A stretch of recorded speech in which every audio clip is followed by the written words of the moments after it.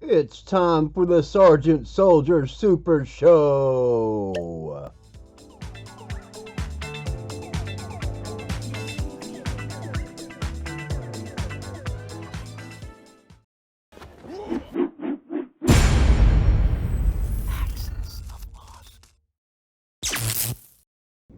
Hey everybody, good morning.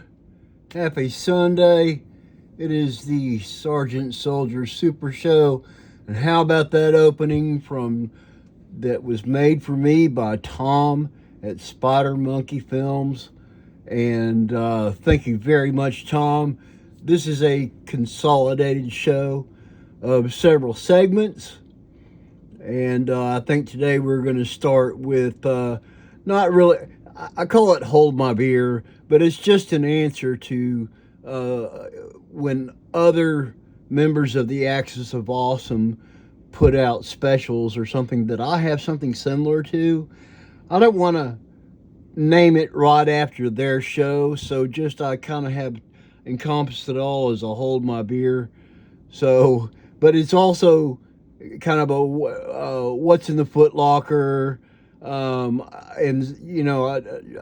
update ongoing projects and things like that inside of kind of workbench wise guy or what's in the Foot Locker, things that I've already shown. I've got some incoming that's very interesting and ongoing, so it's kind of a incoming updated figure kind of thing. But I'm sitting here today in a t-shirt, a Van Halen t-shirt, rock on. It's made by Cody at Poplocks 4583. And along with this Tiger Stripe guitar, which this might be my kind of kit that I'm going to be wearing for the next month. And then, I finally put on my junior year or high tops that I'm wearing here, that I'm very proud of as well.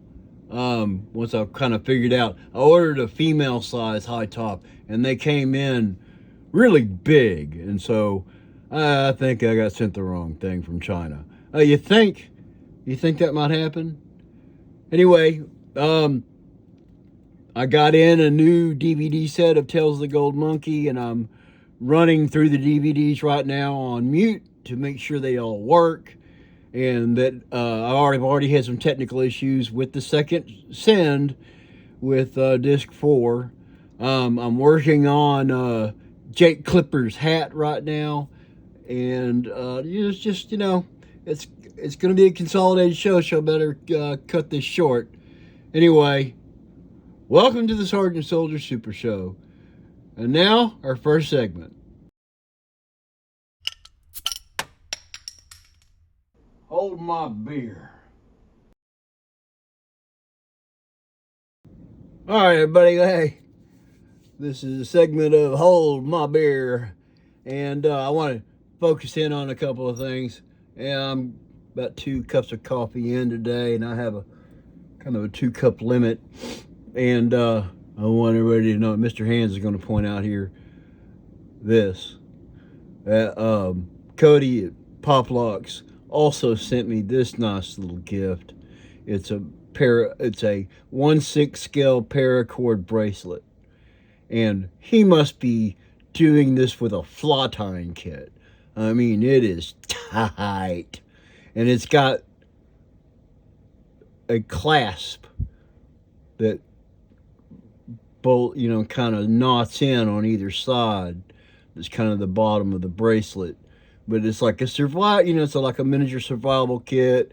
I don't know if those in real life have the white nylon string in the interior that's like a wound thing that the guts we used to call them, that you could slip out. That was real common when you were making things like shoestrings for your jungle boots or whatever it is you're braiding up.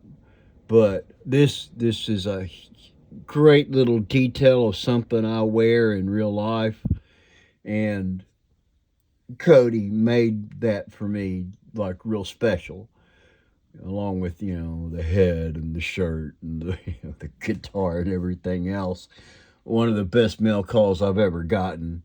All right, so we're here to talk about Hold My Beer, because that was something to brag about. So that's a Hold My Beer moment. But this is a shout out to Adam and anybody else making their version of the Mystery Inc. team. And again, I've kind of aged everybody up a little bit. I kind of imagine, Velma's been off to Princeton and gotten her PhD and whatever because she's smart. But, you still find Scooby and them, all in their 30s. And while, these two are gone, following the Grateful Dead or whatever, because notice the peace symbol that I got from Cotswold. Thank you, Greg Brown, for putting this out for sale. It's a neat little, not adventure team, but peace symbol dog tag. But I've got Velma. I'm still waiting. I've got a pair of the same kind of shoes, but in yellow. But I'm probably going to switch the reds out over here for her and put yellow ones on Daphne, who is also Batgirl, who is also my Miss Paula avatar, because she is a what do you call it? I don't want to pop the head off. Natural redhead, and as Daphne is white girl freckles. I don't care with the new show. Daphne kind of decided to race swap Velma and all that, and I think that's just ridiculous, messing with the canon of because they can't make up their own creations, they have to destroy ours. And that's as political as I'm going to get today. But so that's the weird crossover of all that, of a redhead being in her 30s now, but still a Batgirl, or a Batwoman now, I guess you would call it.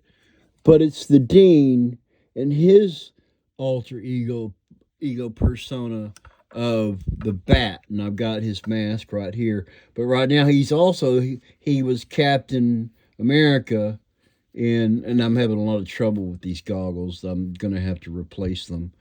But it's Dean from the Venture Brothers, and he has that same kind of alter ego persona that it's not real.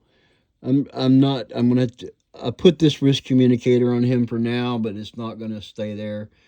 I think he needs to have a watch. But this is kind of my take on the upgrade, the update. It's still got Scooby, and somewhere in this house, in a box, in storage, just kind of dropped in, is the same fully articulated, moving, sniffing, sticking his head up, everything that Adam has found for his Mystery Inc. team. Now, the only thing I haven't done yet is I haven't splurged on the same Barbie RV van that Adam has purchased, and I'm hoping to get the link from him for the stickers he's going to be putting on the side of the thing. I saw the video, Adam, of you doing your spray paint job on the body in that lovely turquoise, aquamarine, whatever it is, color. It's, I can probably color match it to Scooby's collar. And, and I've got like 3 of these guys. But the only they're both G.I. Joes, but one's a Pawtucket, because I wanted the Venture clones to be different than the Quest clones. These were made in response to Korea and China, and the U.S.'s involvement in that, and it ended up being in Vietnam, in my world. And here he is in the late 70s, or whenever this is, just he's not in Vietnam anymore, but it's still like Johnny. It's not Johnny Quest, but it's one of the clones from the what in my world Johnny Quest will encounter in Vietnam when he finds his clone brothers. But so it's still that he's a clone, but it's the update, and I got a Batgirl, and then the Velma head is from China. I did a little haircut on it. Probably didn't do it right. I've got the Barbie skirt, but with a pair of red shorts I bought off Cotswold. And then like I said, I'm gonna switch these red low top Chuck Taylors to her feet, and the yellow ones that I've got coming in from AliExpress to go on hers, and so it'll be kind of like this matchy yellow. And also Miss Paula, who is my model for all this, because this is kind of her avatar.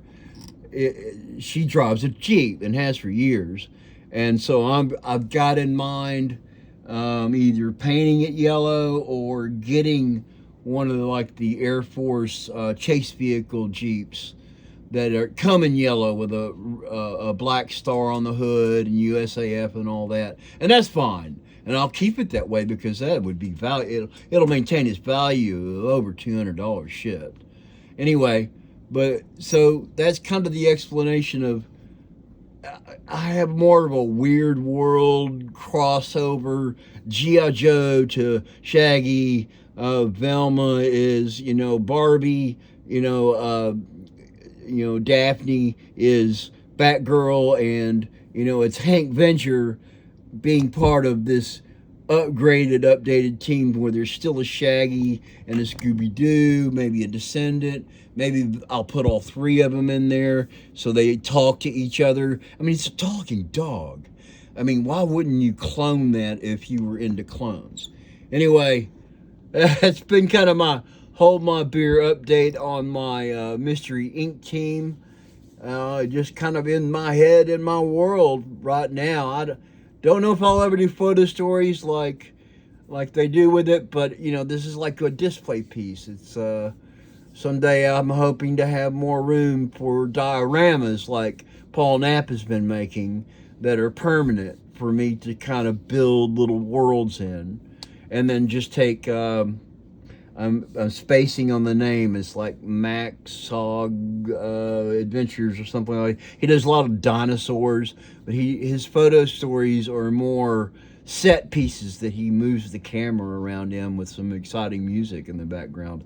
I'll try to put a link down in the description below. Anyway, that's been Hold My Beer. Y'all have a good next segment. It's coming up.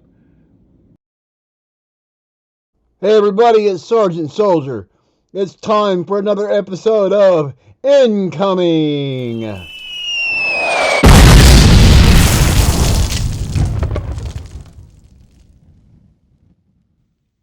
Alright man, time for another Incoming. I don't know, I think this is number 25, part of the Super Show. And I'm slowly starting to put the shirts where they're appropriate. I put this on my Blakely avatar because he's I know he would have been real quick in life to want to jam on my Tiger Stripe guitar, and this makes me even more likely to get this in 1-to-1. He is wearing a Social Distortion shirt made by Popox 4583. Thank you, Cody. Blakely was there at that concert in 1989, in the summer of '89, with me and Domingue. Shout out to my friend Domingue. I know you watch. And but Blake was there. A good time was had by all. It was a really great show. One of the better ones I went to in California. As far as like intimacy with a really cool band before they kind of broke all mainstream, and it didn't go. I mean, it flashed in the pan, kind of. They slowed down and sang love songs, and it was a little less punky and not as edgy as kind of how I encountered them before I saw them. And when I saw them, let me tell you, when they started out in Sick Boy, it was awesome. So that's the first of the incoming mail call putting it on the figure. But one of the incomings I have is this kind of gem. I think I got, if you buy two at a time, they're about $5 each. No joke. Get one blonde, one brown, and I think on AliExpress you can get these. I'm going to post the link to them in AliExpress down below here. But these are Action Man heads, and they have this strange thing, and I saw it, and I'm like, could it be that I found that the World Peacekeeper body, when you pop that head out, it has this huge neck post compared to like Damn Toys and other clones of Damn Toys. Which is kind of a universal on Damn Toys, but this is, I guess they wanted it to be different. But when I saw it, I was wondering if with enough pressure it does go down on there, and maybe I don't know, maybe it needs to be able to pop out, pop the neck off and make an adapter to make it taller or something. Yeah, I'm going to see how it works. I've been posing him, off and on. The thing is that for some reason I get these things that I don't like the heads when I want the body, because I've already bought it, the set for all the gear and the head and the hands and all this stuff, and it gets exchanged out. But I kind of, even the Joe Rogan heads, one of them came off, and that's where this body came from. It just sat and sat and sat, and then I ordered an Action Man head off of AliExpress, and it took a few weeks, but pong, I got 4 of them in. I'm going to send them out to some of my 3D printers and see if they want to pop this part out and see if they can work with the height on making an adapter to pop in there. If this will fit on the adapter some of our 3D printers in the Axis of Awesome are working with. And everybody that I know that's got a 3D printer running, I think it's Alfonso and Cody, and that are, Alphonse, I hope I said that name right. I will correct that with big white letters across the screen when I'm done with this. It's G.I. Joe AT. His specialty work with 3D printing, I know, earns him kind of a, hey, you see what you want to do with this. And if you want to order them and things like that, it's a squeezable head, got a scar. I mean, perfect for reflock, bearding, doing all kinds of stuff with, because he's clean. You can just do a mustache and not have a glue line. There's all kinds of great stuff with this. But I'll post the link down in the description. Mr. Hands jumping in there. And we're not through with the incoming. I want to go through some of these and get some really good light on it. This is a big bag of Beret flashes. I'd have to look up, I think it says what group, you can probably tell by looking at it, to replace all the flashes on my current Berets. I got in a bunch of OD or subdued shoulder patches for the Special Forces, for the Green Berets that I'm building. I got in a whole bunch of Sergeant Stripes And, oh my God, how did he do that? I wonder if are they printing that for us? Look at that. I didn't know they were going to do that. I'm just now noticing it says Peacock. Did they? This is from 1/6 scale king. It's rocketing up to the top of my recommendations if you want to do all kinds of collar patches, especially modern stuff like I'm trying to do. I didn't know they were going to do that. Look at that. I'm going to call them back. I've got a whole different setup to do, but this rocks, man. I can finally put this on the uniform of my young avatar, of maybe a finishing year in the Army for me, like I'm doing for Aaron. He has Aaron McGowan. So I know now that if I ask them, they can put McGowan on there. Oh, that makes all the difference in the world. 1/6 scale king, guys. Look them up on the internet. 16scaleking.com. Yeah, by all means, we'll definitely put a link down in the description. Wow. I've been buying bomber jackets, like the one I just put on a Indiana Jones figure that turned out to be too tall, and I'm going to get a shorter version somehow. But this is going on my